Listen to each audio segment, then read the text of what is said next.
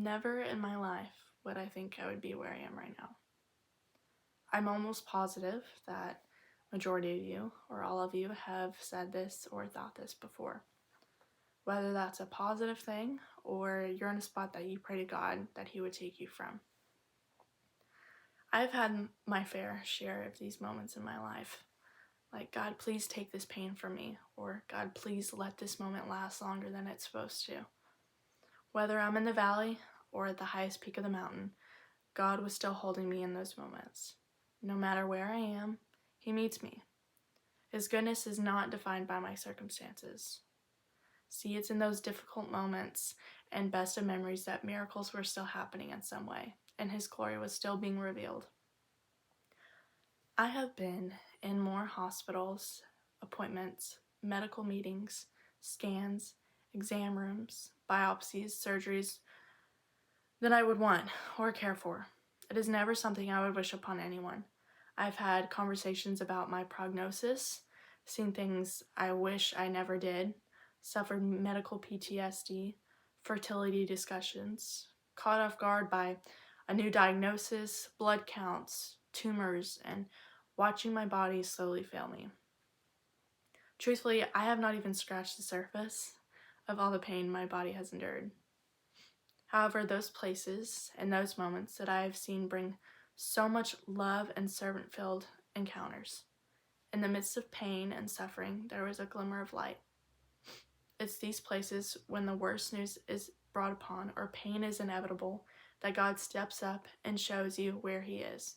Whether that's the hospital staff who makes the visit manageable, or the nurses who are able to come to my house and spend time in community with for fluids, or meet other patients in waiting rooms to help each other get through the moment until our name is called. When I'm stuck in bed or I realize that my body can no longer sustain me as it used to, I do have the time to really think on life. Being told at a young age that your blood and your heart are constantly fighting to stay afloat takes a toll on oneself in more ways than one. When your world is flipped upside down with chronic, life-limiting illnesses, and doctors have told you that there's nothing more that they can do, you start to have a sober mind and you see the importance of what really matters in this life.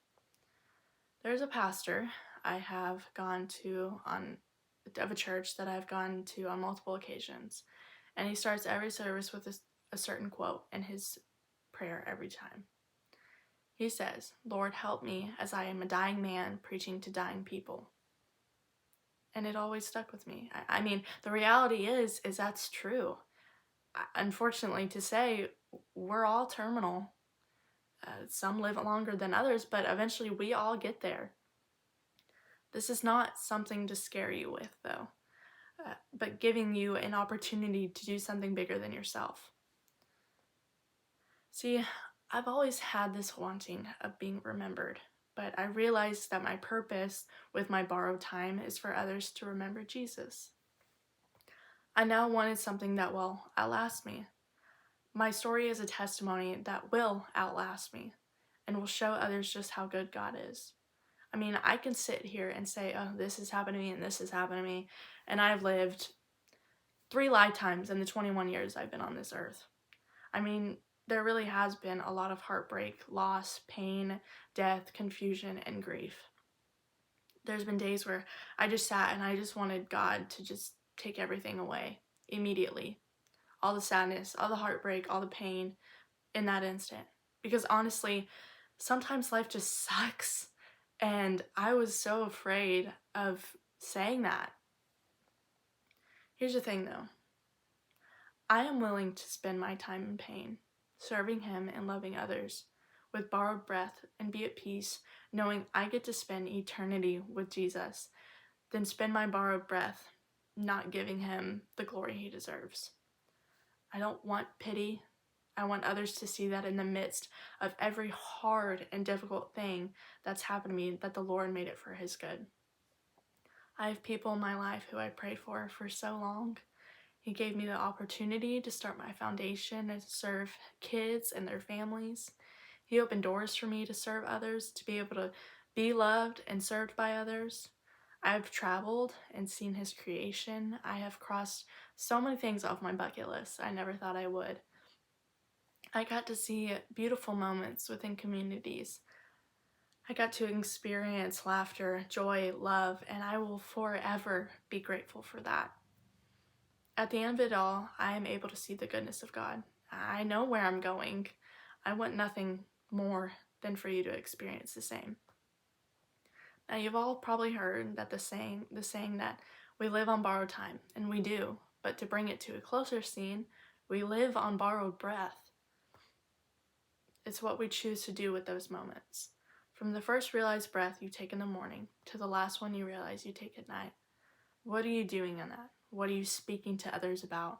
Are you encouraging? Are you praying? How are you speaking towards others? Are you listening? Are you serving those around you? Are you forgiving? Are you asking for forgiveness when needed? Do the people around you know just how well you know or love Jesus? I mean, how are you really living your life? If you found out that you had years, months, weeks, days left on this earth, what would you do differently? Now, if you haven't heard or know what Jesus has done for you, or you have and you just need a reminder, I'm here to give that reminder to you today. See, we have a Father in heaven who created us in his likeness and gave us the world we live on. Even when we went against him and turned our backs, he sent his Son, who is fully man and fully God, whose name was Jesus. Jesus spent 33 years on this earth, serving, healing, spending time with others, and loving unconditionally. He is the way, the truth, and the life, that if you believe in him, you could live forever, that the earthly grave would have no hold on your soul. His grace and mercy were shown upon us, that you could be free from all of your suffering and pain. Now, one of the comforts I find in Jesus is not only his holiness and his love, but also his humanity. Since he was fully man when he walked this earth, he knew that what every emotion felt like, what physical pain was, what grief held, and the list goes on. He relates to our pain. He understands betrayal and when people hurt him. He chose to die for the people who nailed him to the cross.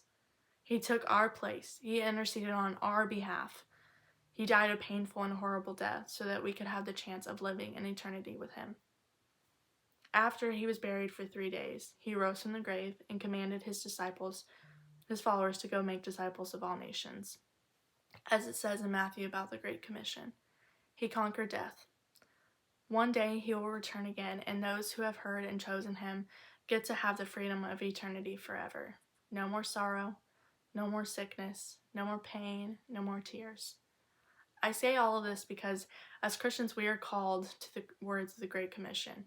It is our purpose to expand the kingdom. People need to know that there is hope, that there is a greater glory waiting for them beyond what this life holds.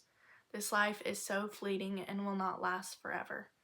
Showing others the Christ-like love we are called to have is vital. Lives depend on the good news that is the gospel. How wonderfully loved are we that we have a Father who fights for us, intercedes for us, and will do everything in his power to save us.